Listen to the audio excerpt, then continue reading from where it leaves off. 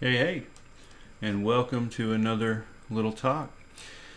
Today, I am going to look at a sci-fi game, which is a little bit different. I think this might be the first time I've covered a sci-fi style game on this channel. I'm primarily a fantasy player, but one of my favorite games of all time is actually a sci-fi game.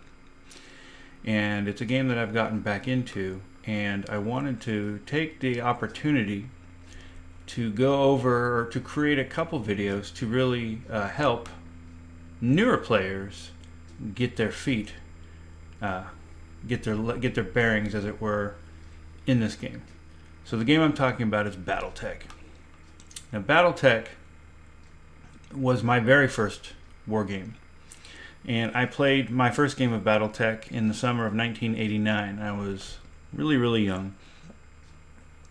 But it left a lasting impression on me in terms of what I wanted out of these type of games, of these tabletop war games. And it was a combination of playing Battletech for a couple years, and then it came back up in the Army, doing military simulations. That really had cemented my desire for what I was looking to get out of games.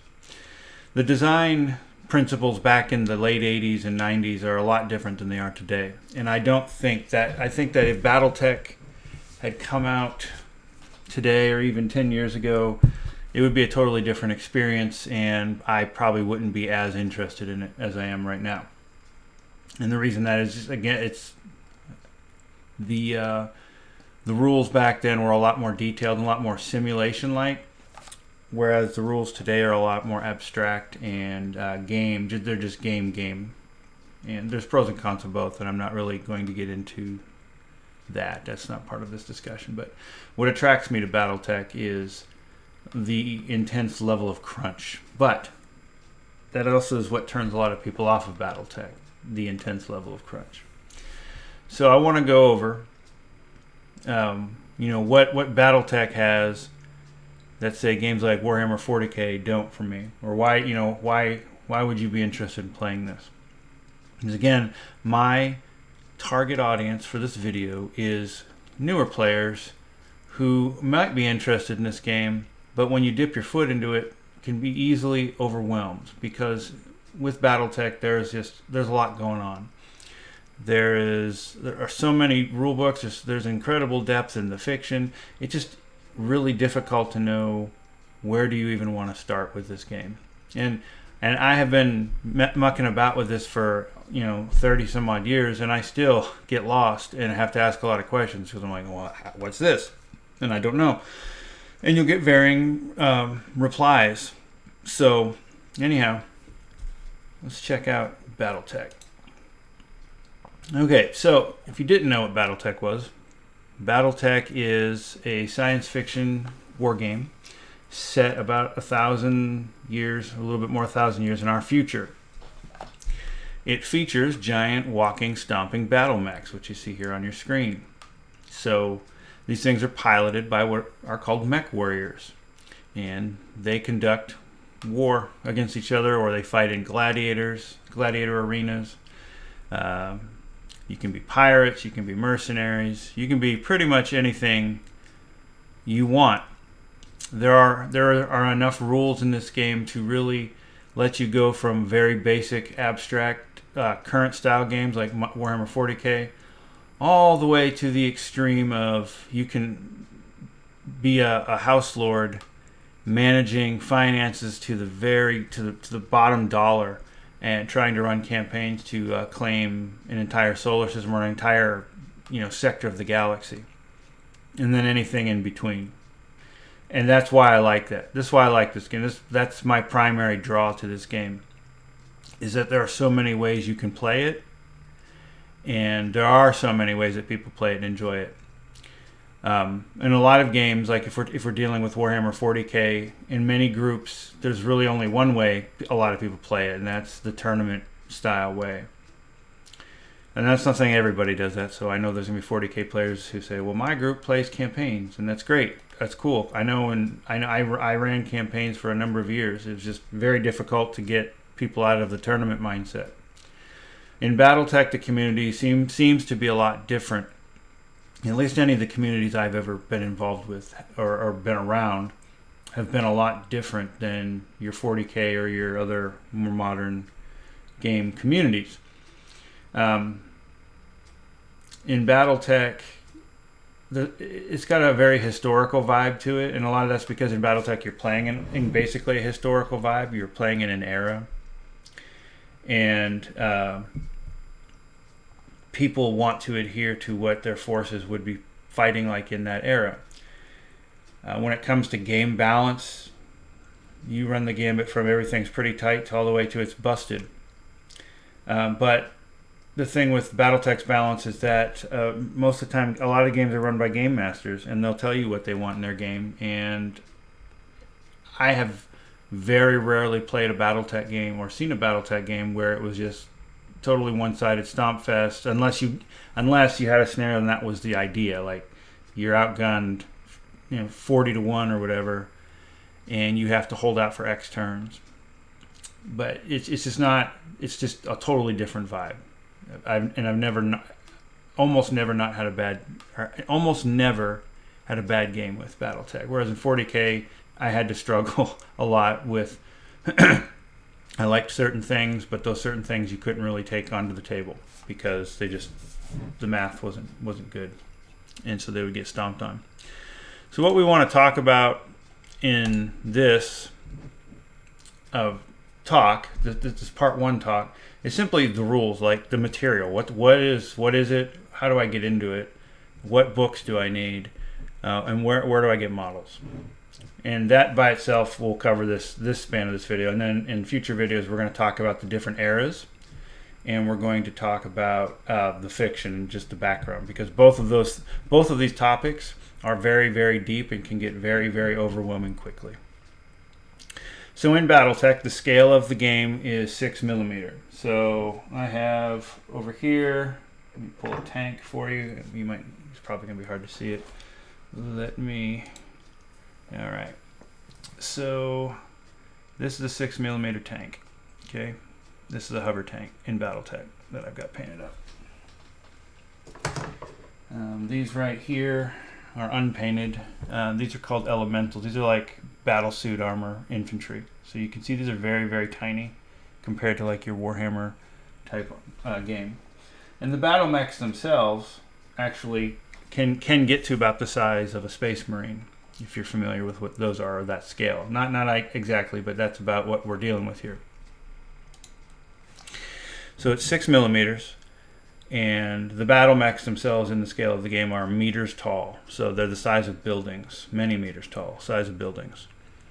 This game includes the Battlemechs. It also has combined arms, so there's rules for tanks, infantry, aircraft, support vehicles, the whole 9 yards. We have rules for all of that. You can play either on Hex Maps, which is how it started. It started as a board game, and some people still play it that way.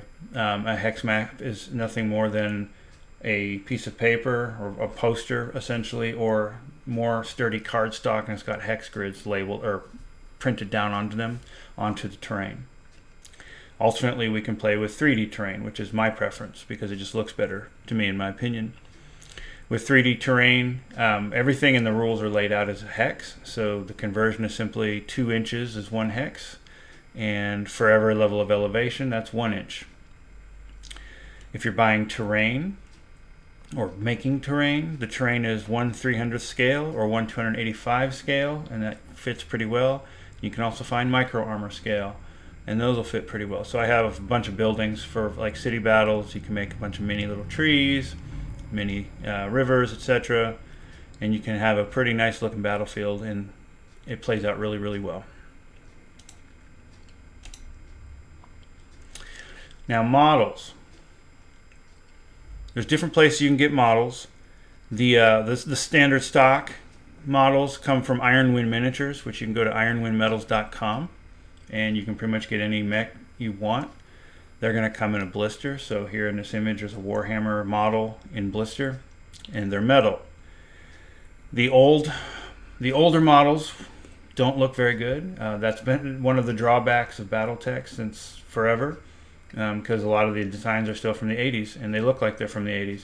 And that can be hard if you're playing games like Warhammer 40K where the models are amazing, and it's if the aesthetic is a big part of your draw to a game, that can be a downside. However, a lot of the newer sculpts look great, and the new plastics look phenomenal. So on top of that, there are you can 3D print a lot of mechs these days, and they look pretty good for what they are. They look pretty good, and 3D printing technology has come a long way. We also have the starter boxes that came out. So you'll see the Battletech, the Game of Armored Combat, which is pictured here. There's also a beginner box, and those have what I call the Generation 1 plastic models. And that's where I believe their first attempt at the plastics. And they don't look amazing, but they are okay. And they're plastics, you don't have to glue them together, and there's something to be said about that. And then you have the Clan Invasion box, which is the new box that just came out as of 2021. This was kickstarted, I believe, in 2020. And so you'll see these boxes here, which I'll try to get the glare out of there. These are the Clan Invasion boxes. And these are modern sculpts. These models look tremendous. And I will say that their work getting these models updated to be to a more modern standard has opened the doors to a lot of people coming back to the game. Because again, these things look tremendous. And word has it that Ironwind is going to be getting those exact sculpts to do in metal. So if you missed out on the Kickstarter, of course you can still buy these boxes. You'll find them on Amazon. Not all of them. Some of them are really hard to find now because they were like Kickstarter exclusives. So if you do want to get them, you can find them on eBay for a good amount of money, but like about $100 or so for one of those boxes. But there's more. There's supposed to be metals coming down the line. So that's where we get our models. Now the vehicles and the tanks, etc. Also Ironwind miniatures. There's a bunch to choose from. I've seen people use Epic 40K if you have those laying around. I've also used Drop Zone Commander. Drop Zone Commander is a little bit bigger, but with the scale, they do match up pretty well with like the super heavy tanks. So you do have a whole world of options available to you in terms of what models to mess with. Now when it comes to rules, this is the very first thing, right? So you know where you get the models. Now what rules do I use? There are two flavors of Battletech these days. You have the original rules, the classic rules, which is Total Warfare. And then you have an alternate rule set that came out called Alpha Strike. Now, Alpha Strike's been around for a while now, so it's not like a new rule set. And in fact, this is where we're going to see some of the confusion crop up. But if we want to break those down on what those are, Total War as a book, and I have it sitting here on my desk because I'm getting ready to launch into a campaign, so I'm going over the rules. But so that's Total Warfare. This is a almost 300-page rule book. It's pretty standard, actually. Like if you've ever played old Warhammer or old 40K or any of those older games, 300-page rule book was pretty common. Total War has the insane crunch. Like they get down to the nitty-gritty. And I almost play Total War exclusively because I like that level of detail. That's again what draws me to the game. But when you get into it, it's really good for up to a lance worth of combat. And you say, well, what's a lance? A lance is a military organization. It's a way of structuring vehicles. It's like a platoon when you hear platoon. So a lance of mechs is roughly 4 battle mechs. So when you're playing a lot, most scenarios I play is lance on lance. So it's 4 mechs on 4 mechs. So when you look at the total cost of what you need at the bare minimum, you need to find 4 mechs and be happy with those. And if you didn't want to spend any more money, you'd be perfectly fine. For a lot of us, of course, we get companies and we have forces and total factions against each other, and we have a large collection. Like I have like 130 mechs right now in my collection because I just like them and I like to paint them. And when I'm playing games, I have color schemes. So if I don't like mixing colors in my faction, so If I have a certain mech that I want to use, but that force is like red, I have to go get one and paint it red because I don't want to see the yellow or the white one in there. Alpha Strike was them streamlining the rules and making it a little bit more like a 40K game. So there's not a lot of depth into the rules, but it plays fast, so that's the point. And this, you can start getting whole company scale games going and play them in about the same amount of time it would take you to do a Total War version with a lance. Now with Alpha Strike, there are two versions of Alpha Strike. If you get the original version of Alpha Strike, there was something that's called the Companion that came out. You'll need to get Alpha Strike and the Companion and make sure you have the errata to have the latest rules. Alpha Strike Commander's Edition, which is featured here in this slide, was their attempt at consolidating a lot of those rules and errata up to that point. Now there is an errata for pretty much every book, so you would still need the Commander's Edition errata, but that would consolidate the Alpha Strike and the Companion book into one, which sounds great.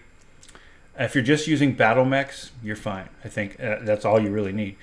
The combined arms portion, though, they did cut out some aerospace units so with the Commander's Edition. So for that reason, I use Alpha Strike and the Companion still and not the Commander's Edition, but I do have both. You're going to see going forward, a lot of their newer books do not feature the combined arms aspect of the game. They pretty much are focusing entirely on the Battlemechs at this point. But we still do have the rules for combined arms. And if you're like me, and that's part of why you're going to play, is because you like the whole concept of tanks and infantry and helicopters and jet fighters and Battlemechs, you still have an outlet for that. It's just that their focus is not on that at this point. Because in Battletech, a lot of players' focus is, and understandably so, it's on the Battlemechs themselves. Okay, so once you've gotten into that, the last thing that you really need to play the game are record sheets, and you pay for these. So you get a book of record sheets, and you can copy them, and you basically want to copy them. A lot of people will laminate them so that you can use dry erase markers to mark the damage. But here, there's an example record sheet, the second image. But these are different eras, so depending on the era you're playing, you'll need the record sheet for that era. So 3039 is the first era really of that they use. So after that we have 3050. We'll go over eras in the next video because that's a whole other pond to jump into. But you need the record sheets because the record sheets are essentially the rules of the mech. It shows you the hit locations. It shows you where the armor locations are, what type of weapons it has, what its heat sink values are, and so forth. So you need to have record sheets. Once you have a rulebook and record sheets and mechs, you are pretty much at that point good to go. You don't need anything else. You're also only scratching the tip of the iceberg at this point, but in terms of what else do I need, you're done. Delving into the fluff, we have what is called the technical readouts, or the TROs. The technical readouts tell you what's going on in that era.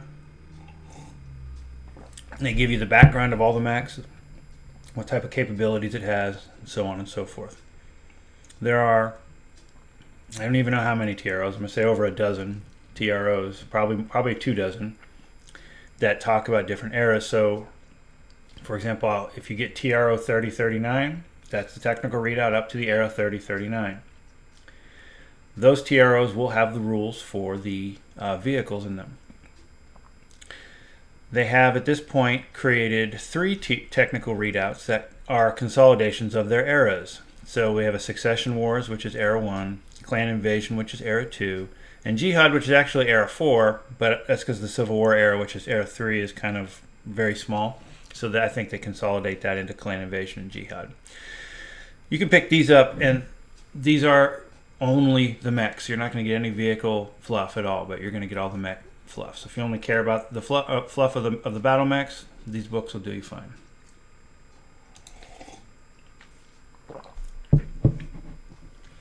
Then we get into the rabbit hole. The next core rulebook you can get is the tech manual. The tech manual gives us construction rules for every type of unit in the game. So this basically breaks everything down. How did How did mechs get created? How do the rules get created for them? How do I make my own? That's a big one. How do you design your own battle mech? Well, you can do that through the tech manual. Battle value calculation formula. So battle value is the point system. So we use the BV2, the second edition battle value, which I believe is calculated in tech manual. And that's kind of how we balance our points. And it's very, very granular. It gets very detailed. Also fluff information on when the weapon systems were developed. So it tells you what year things were rolled out, at which point they went from experimental to fully produced. And that's all important for when you're playing in a certain era in a certain year to know what's available to you at the time. Because if you're playing in 3039, you're not going to be using weapon systems from 3055 because they don't exist. Unless, of course, that weapon was in an experimental phase in 3039, in which case you have an experimental weapon. The next book down the line is Tactical Operations. Tactical Operations is basically advanced Battletech. So this gets into a whole slew of different rules that you can add on to your game as you want. And it really, again, it's taken the level of detail and multiplying on it. It's got new movement and combat options, advanced weapons and equipment, and advanced support vehicles and mobile structures. So again, I have this book, and what I'll do in my campaigns is I'll pick certain rules from here to say these are active for this campaign. The next level is strategic operations. So we're going up at battle tactic level. You're talking about the table. At strategic operations, now we're moving up to solar system level campaigns. And here we have more advanced rules. Aerospace combat, so jet fighter combat, space combat. My favorite, the advanced rules for maintenance, salvage, repair, and customizations. I use these a lot. These are super detailed, and when we get into my campaign, when I start doing my campaign videos, there's a piece of software that exists that I'm going to show you that has all those rules baked in, which is really good because I wanted to actually create software that did that back in the day. Well, back in the day, 2010. This came out, and this was the winner of the 2010 Origins Award for Best Miniature Rules, and it is really a solid book. Back in about 2012 or 2013, we had a campaign using these salvage rules and or maintenance rules, and I loved it, but at the same time, it ground everything to a halt because there's just so much in there, and it's not super clear, these rules. Some of these rules are not really clear, so having software that does it for you really speeds things up. And the software is freely downloadable. I'll show you where that's at if that's something that interests you. But I use those rules pretty much exclusively in my campaigns because I like to run campaigns as military simulations.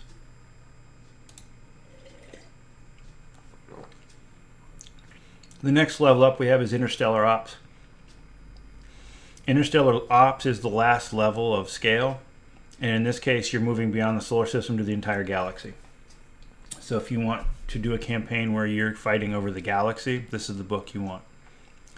This will run an entire faction's worth of military, how to conduct warfare at any scale from lance combat all the way up, alternate eras, rules for building and playing the lambs, which are land-air mechs. They're like little transformers. They went from being super broken to not very good with the new rules, but they're interesting.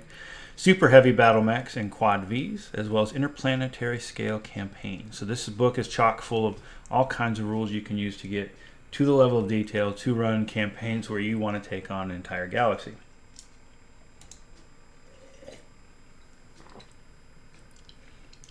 The last book that came out was Campaign Operations. And Campaign Operations is a book for how to do campaigns. This updates mercenary rules. Regular army units, you can still use those military campaigns for either of those. It shows you how to build and organize a force, maintain and run a military unit, which the software that I talked about has these rules baked into it, so all that's in there. It breaks down the Chaos campaign rules and updates that. Chaos campaign rules is probably the most popular form of campaign that I read about. It takes the super detailed campaigns and condenses them down into a really easy war chest system where you have $1,000 or 1,000 war chest points, and that's how you conduct your war. And when you run out of that, you lose. So you have to pay war chest points to start tracks and to maintain your mechs and to repair them and so forth. So it's like a very abstract way of taking all of the really granular financial details and putting them into something that's not really detailed any longer, and it's very popular. Rules for narrative campaigns and map campaigns as well. Now, all of those are optional. Those are more for if you're trying to run campaigns and you need ideas, you want advanced rules, you can use those books. And that's why I love the game so much. Because there's different ways to play Battletech. There's different ways to play Battletech as opposed to like whenever I try to add advanced rules to other games, you get some kickback from the players because they don't want multiple versions of the rule system, because what you'll hear them say is it'll split the player base. And why I disagree with that is because I've been around Battletech almost my whole life where that's normal, where they have alternate rules, and I don't see a split player base. I just see people playing how they want to play without being forced to play in a way that they don't like. So it is possible. I know it's possible.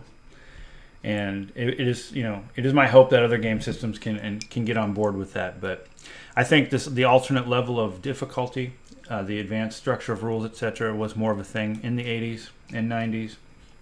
And today we're just at a point where it's more one rule set to rule them all, and just that's your rule set. And if you want to add on to it, cool. But you will have to you have to fight the fight with the community for that.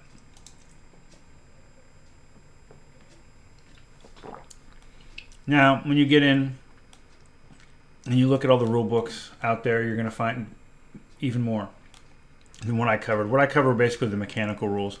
Here we have another layer of things to examine. They have a large selection of source books, and source books are basically fluff books for a certain piece of the game. So example, here's Jade Falcon's source book. Jade Falcon is one of the clans that are introduced in 3050, and this kind of details how they function and what their deal is. You have field manuals. The field manuals, they break down a force.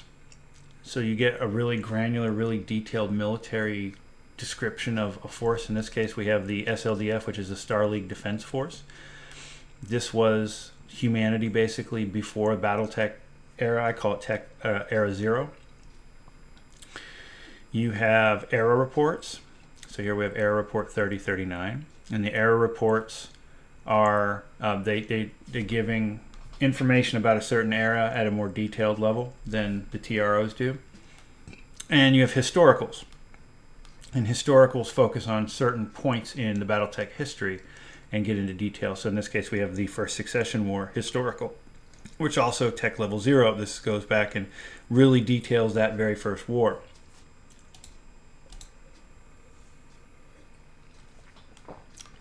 You'll also see a whole bunch of turning points. Turning points are really cool. A lot of these use the Chaos campaign system that I discussed briefly a few moments ago.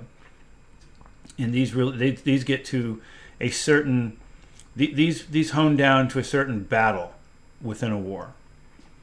And they outline some scenarios for you and your friends to play. And there's a whole bunch of these.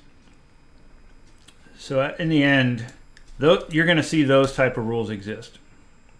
And as a player, as a new player, when you ask where do I even start, you start with getting some models that you like and getting the rule book. Now as I say that might be a minor misstep. Getting any models you like may or may not be the wisest thing to say to you, because you also have to know what era you want to play. So like if you really like clans, the clan mechs, which are called omni-mechs, you're not going to be playing any 3039 or Tech Level 1 games because the clans don't exist then. Well, they do, but you're focused on inner sphere mechs in that era. I suppose you can make anything work, and someone could argue that they could make anything work, and that's true. But if you really like the clans, though, you're going to want to make sure that you're playing in an era that you can do that. So if your group likes to play era, Tech Level 0 or 1, or if they're doing SLDF pre Battletech games, you're going to want to make sure you have some inner sphere mechs as well. But yeah, so you figure out what type of rules you want. I have both Alpha Strike and Total War. If you don't want to get granular, you just play Alpha Strike. And at least everywhere I've been, the community does it. They do them all. So if you only want to do Alpha Strike, there are people playing Alpha Strike. If you only want to do Total War, there's people doing that. And if you like both, well, there's people doing that too. So anyhow, that is just kind of a primer on Battletech and the different levels that exist. All kinds of cool things out there. The next video, we're going to discuss the eras. And in the eras, we're going to talk a little bit about the factions that exist. And that's a pretty exciting and deep conversation to have, because that is where, like, we get into, well, like in 40K, you know, you have your Space Marines and your Orcs and your Eldar.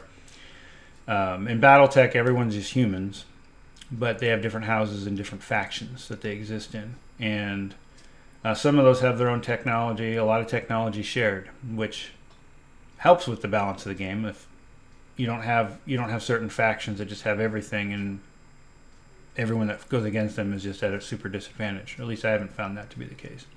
And we'll delve deep more into that at the next video. So if you have any questions about Battletech, please feel free to leave comments. If you have your own experience about Battletech, please leave those in the comment section as well. I appreciate you guys watching, and until next time, take care.